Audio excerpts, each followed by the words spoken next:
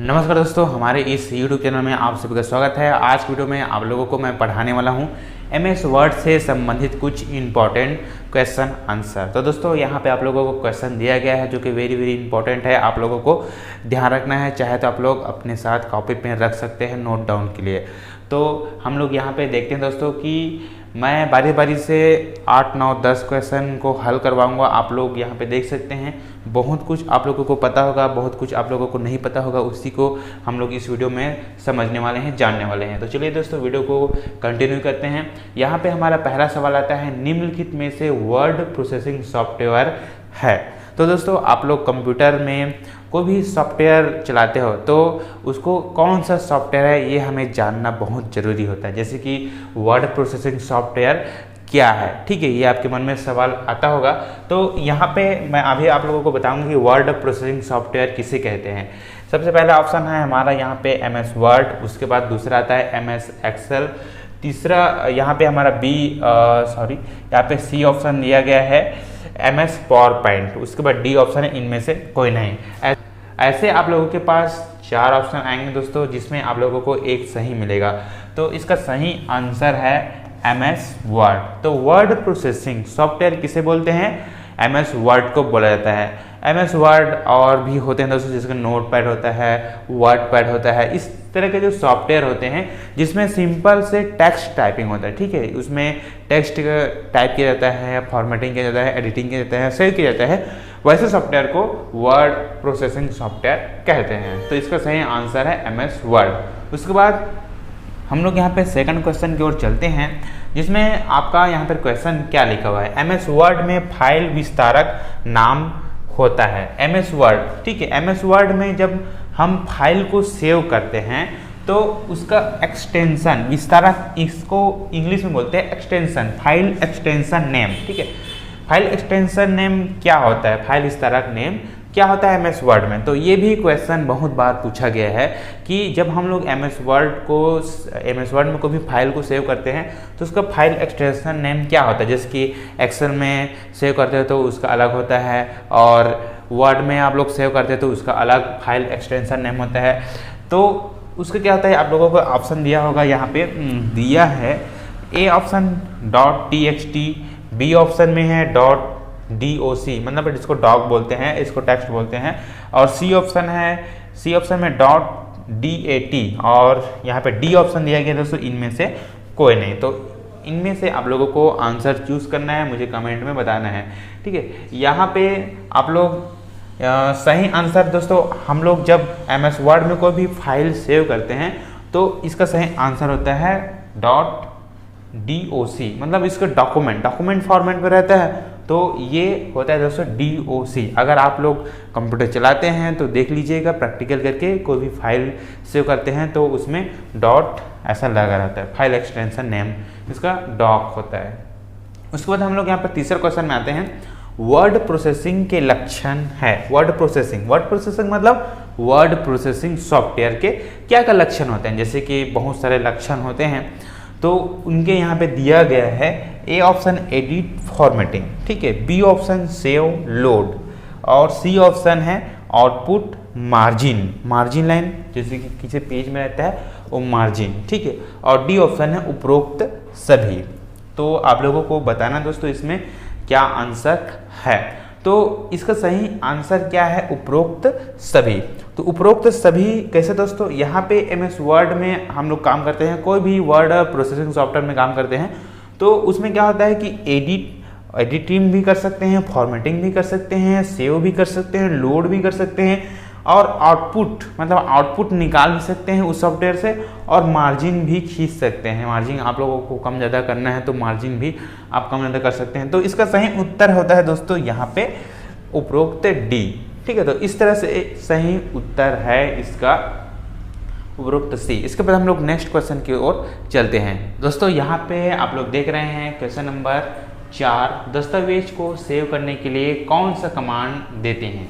मतलब MS word में किसी भी डॉक्यूमेंट को अगर आप लोग सेव करते हैं तो शॉर्टकट की, ठीक है, एक तो आप लोगों को ग्राफिकल यूजर इंटरफेस से आप लोग सेव करते हैं तो सेव हो जाता है, लेकिन अगर आप लोगों को कीबोर्ड की सहायता से सेव करना है तो इनमें से कौन से कमांड से आप लोग सेव कर सकते हैं। अगर आप लोग MS वर्ड अच्छे से चलाते हैं तो आप लोगों को आता होगा दोस्तों कि कंट्रोल ऐसे कौन से बटन होते हैं उसे सेव कर सकते हैं। तो आपका ऑप्शन है दोस्तों यहाँ पे कंट्रोल S है, कंट्रोल V है, यहाँ पे कंट्रोल C है और कंट्रोल X है। तो इन 4 ऑप्शन में से एक सही आंसर है दोस्तों।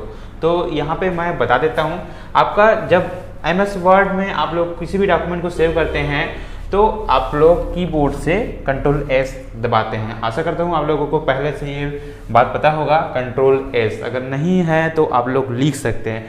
उसी तरह से दोस्तों अगर आप किसी फाइल को मतलब किसी टेक्स्ट को कॉपी करना चाहते हो तो कंट्रोल C है, और किसी टेक्स्ट को एक जगह से दूसरे जगह स्थानांतरित करना चाहते हैं, मूव करना चाहते हैं तो उसके लिए कंट्रोल X दबाते हैं, ठीक है X।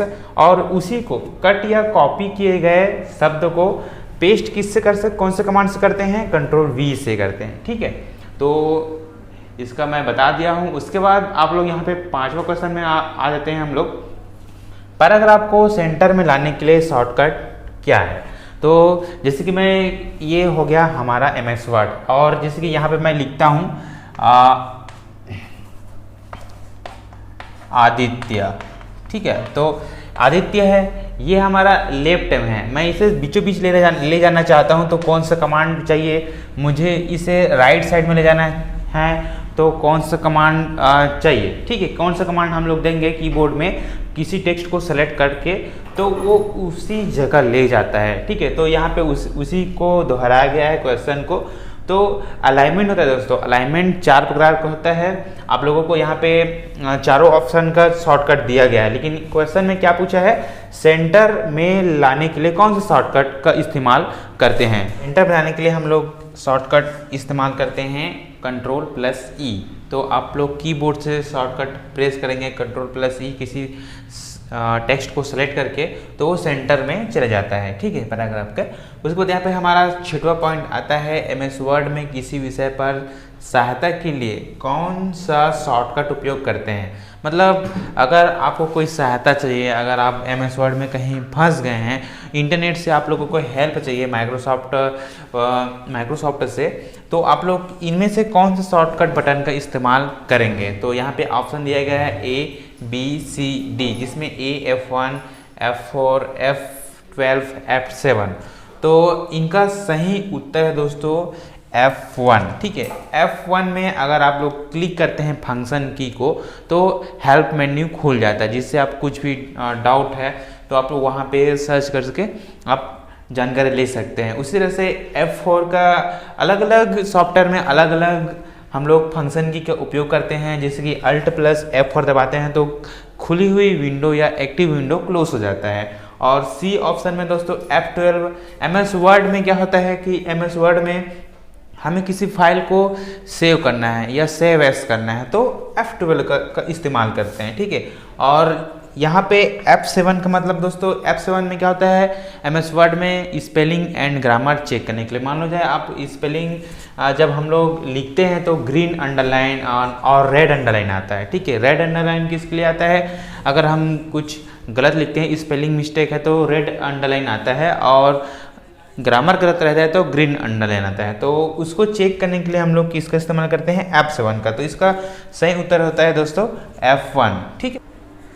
दोस्तों अब हमारा यहाँ पे 7वां क्वेश्चन है, हेडर में कौन सी सूचना दी जा सकती है। तो यहाँ पर ऑप्शन दिए गए दोस्तों, A डेट, B टाइम और C पेज नंबर और D उपरोक्त सभी।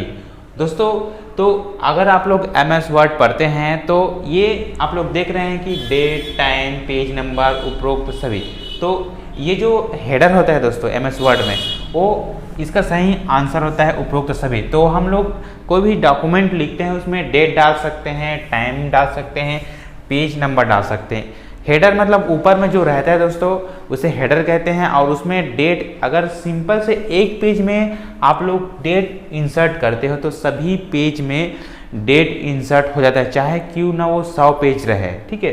100 पेज में एक साथ डेट इंसर्ट हो जाता है, आपको बार बार डेट डालने की आवश्यकता नहीं होता है, टाइम डालने की आवश्यकता नहीं होता है, या पेज नंबर डाल देंगे तो 1 2 3 4 5 6 ऐसे करके पेज नंबर ऑटोमेटिकली आ जाता है। उसके बाद हम लोग यहाँ पे 8वां नंबर क्वेश्चन में आते हैं, टेक्स्ट को क्लिपबोर्ड में कॉपी करने के लिए किस कमांड का प्रयोग करते हैं। ठीक है, तो यहाँ पे टेक्स्ट को क्लिपबोर्ड में कॉपी करने किस कमांड का प्रयोग किया जाता है। तो अगर आप लोग MS वर्ड इस्तेमाल किए हो, नोटपैड इस्तेमाल किए हो या नहीं भी किए हो, तो उसका यहाँ पे आप लोगों को पता होना चाहिए कि शॉर्टकट की क्या होता है किसी शब्द को कॉपी करने के लिए। ठीक है, तो किसी शब्द को हमको कॉपी करना है तो यहाँ पे कोई एक ऑप्शन होगा जिसमें मैं यहाँ पर पढ़ना चाहूँगा। ए ऑप्शन है Ctrl+C, बी है Ctrl+X और सी है Ctrl+V और डी है इनमें से कोई नहीं। तो इसका सही उत्तर है दोस्तों ये ए है Ctrl+C। अगर आप किसी शब्द को सेलेक्ट करके Ctrl+C दबाते हो तो वो कॉपी कमांड कहलाता है। कॉपी, उसके बाद हम लोग दूसरी जगह जाते हैं तो पेस्ट कर सकते हैं, चिपका सकते हैं। ठीक है, तो इसका सही उत्तर क्या है? सी। आपको याद रखना है क्या, कॉपी करने के लिए कौन सा command? Ctrl+C, C for copy. ठीक है, तो आप लोगों को याद हो जाना चाहिए।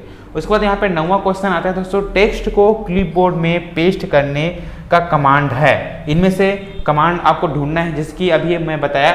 सबसे पहले आपको कॉपी करना होता है, उसके बाद उसको किसी दूसरी जगह में पेस्ट करना है। तो कौन सा यहाँ पे ऑप्शन है? तो ऑप्शन यहाँ पे दिया गया है दोस्तों, ए Ctrl+C, बी Ctrl+X, सी Ctrl+V और डी इनमें से कोई नहीं। तो हम लोग इस कट या कॉपी किए गए मैटर को किसी अन्य जगह में चिपकाने के लिए Ctrl+V का इस्तेमाल करते हैं। Ctrl+V का इस्तेमाल करते हैं दोस्तों। तो ये पेस्ट करने के लिए Ctrl+V का इस्तेमाल करते हैं, तो इसका ये सही उत्तर हो गया होगा। तो इस तरह से आज का हमारा 9 क्वेश्चन हो गया दोस्तों। आप लोग मुझे कमेंट करके जरूर बताइए कि हमें कट करने के लिए कौन सा ऑप्शन या कौन सा कमांड का इस्तेमाल करते हैं कीबोर्ड से कट करने के लिए। कट मतलब स्थानांतरित करने के लिए। तो मुझे कमेंट में जरूर बताइएगा दोस्तों। मिलते हैं एक नए वीडियो में, तब तक के लिए जय हिंद, जय भारत, जय छत्तीसगढ़।